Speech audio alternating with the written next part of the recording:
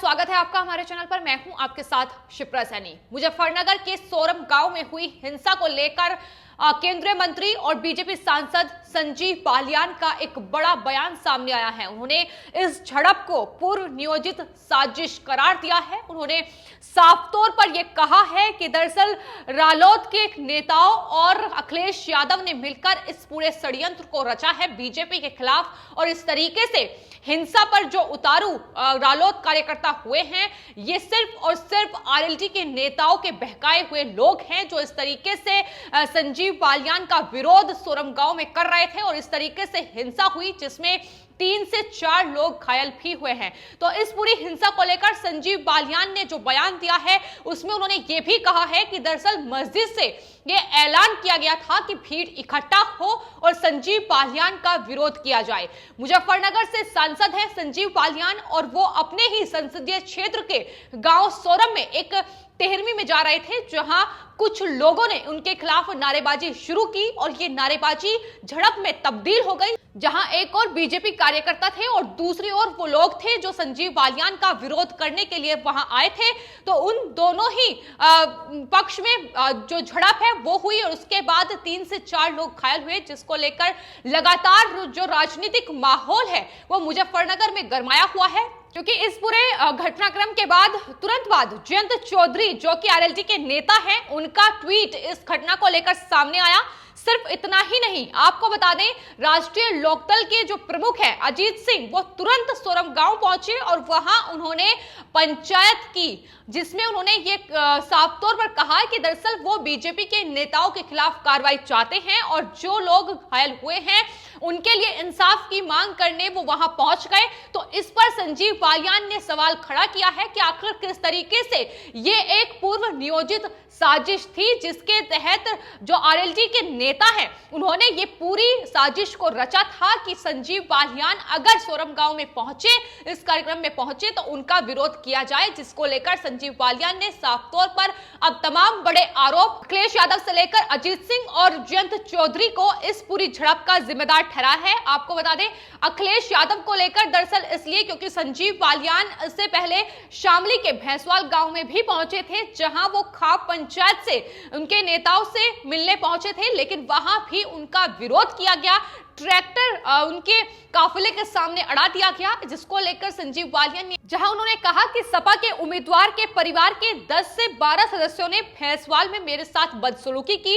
इसके अलावा उन्होंने ये भी कहा कि जब मैं सोरम गांव पहुंचा तो वहां 5 से 6 कार्यकर्ता ने भी यही किया, और मेरे जाने के बाद वहां झड़प हुई। मेरे खिलाफ एकजुट रहने के लिए मस्जिद से ऐलान किया गया है। ये एक इंटरव्यू में संजीव बालियान ने कहा है। तो एक बड़ा आरोप वो आरएलडी और अखिलेश यादव पर लगा रहे हैं। ऐसे में उन्होंने ये भी कहा है कि निष्पक्ष जांच की जरूरत है, और अगर मैं गलत हूं, अगर मैंने गलत बोला है तो मैं वापस दिल्ली लौट जाऊंगा, ये संजीव बालियान कह रहे हैं। उन्होंने साफ तौर पर यह भी कहा कि जिस तरीके से तमाम नेता, किसान संगठन के नेता हो, नरेश टिकैत हो, राकेश टिकैत हो, उनके साथ मिलकर अजीत सिंह, जयंत चौधरी, अखिलेश यादव, ये तमाम नेता मिलकर जो षड्यंत्र बीजेपी के खिलाफ रच रहे हैं उसकी जांच होनी चाहिए। और हाल ही में हमने देखा कि किस तरीके से भारतीय किसान यूनियन के जो राष्ट्रीय अध्यक्ष हैं नरेश टिकैत, वो अपने गढ़ सिसोली में लोगों को ये कह रहे थे कि दरअसल बीजेपी को पूरी तरीके से बीजेपी का बायकॉट किया जाए और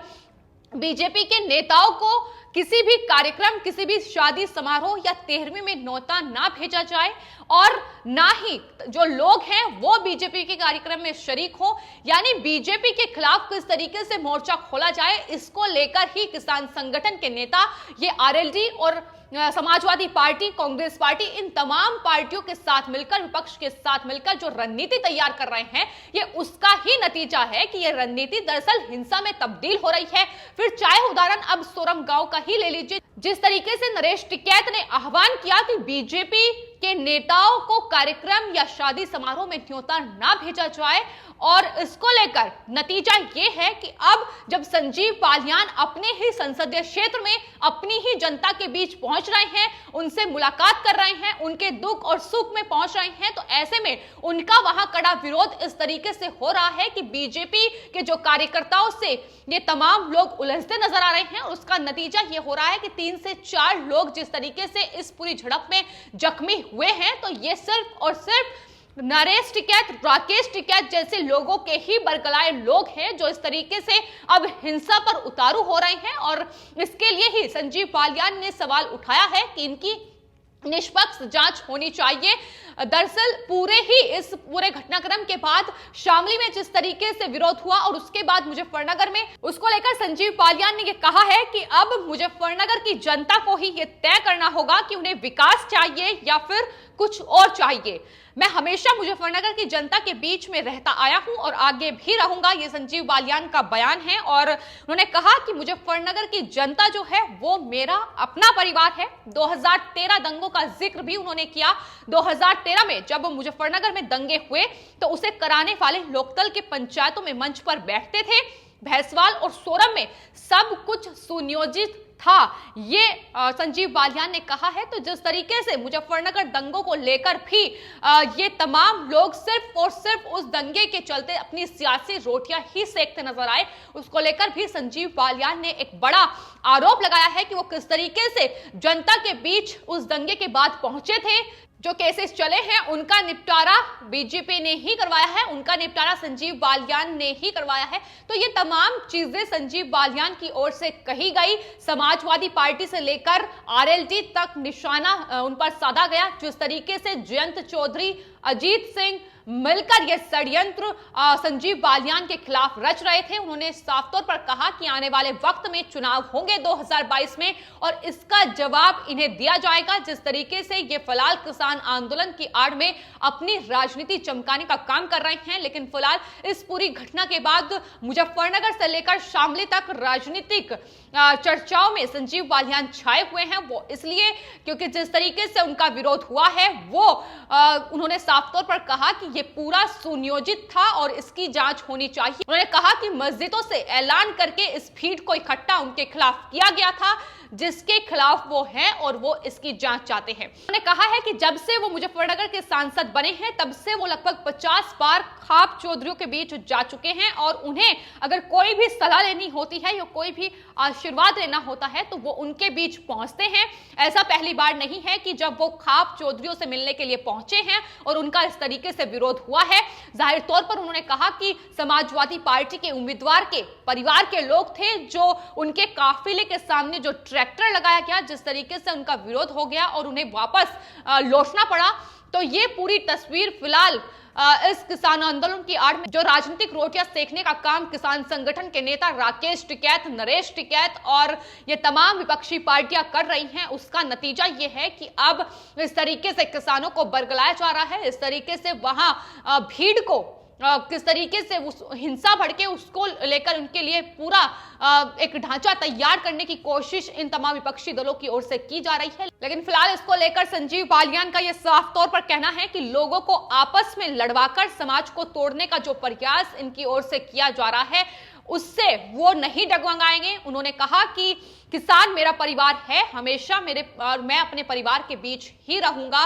तो ये एक बड़ा बयान संजीव बालियान की ओर से इस पूरी झड़प के बाद आया है, जिसको लेकर उन्होंने समाजवादी पार्टी और आरएलडी पर निशाना साधा है। वहीं आपको बता दें, जहां एक और बीजेपी को कमजोर करने की कोशिश न सिर्फ उत्तर प्रदेश बल्कि देश के तमाम वो राज्य जहां पर आने वाले वक्त में चुनाव होने हैं उसमें की जा रही है कि किसी भी तरीके से बीजेपी को कमजोर किया जाए और बीजेपी का विरोध किया जाए। बीजेपी को वोट न देने की अपील भी इन्हीं किसान संगठन के नेताओं की ओर से महापंचायतों के जरिए हो रही है, लेकिन इनकी कोशिशें किस तरीके से विफल हो रही है ये तमाम जगहों पर जो चुनाव हो रहे हैं उसके नतीजे बता रहे हैं। वहीं पुदुचेरी की अगर बात कर ली जाए तो जिस तरीके से कांग्रेस पार्टी की सत्ता उनके हाथ से फिसल गई है, ये भी उसका नतीजा है कि किस तरीके से। इसके अलावा केरल में आपको बता दें विधानसभा चुनाव होने हैं, लेकिन उससे पहले 98 जो सीपीएम के सदस्य हैं उन्होंने केंद्रीय मंत्री प्रहलाद जोशी की अगुवाई में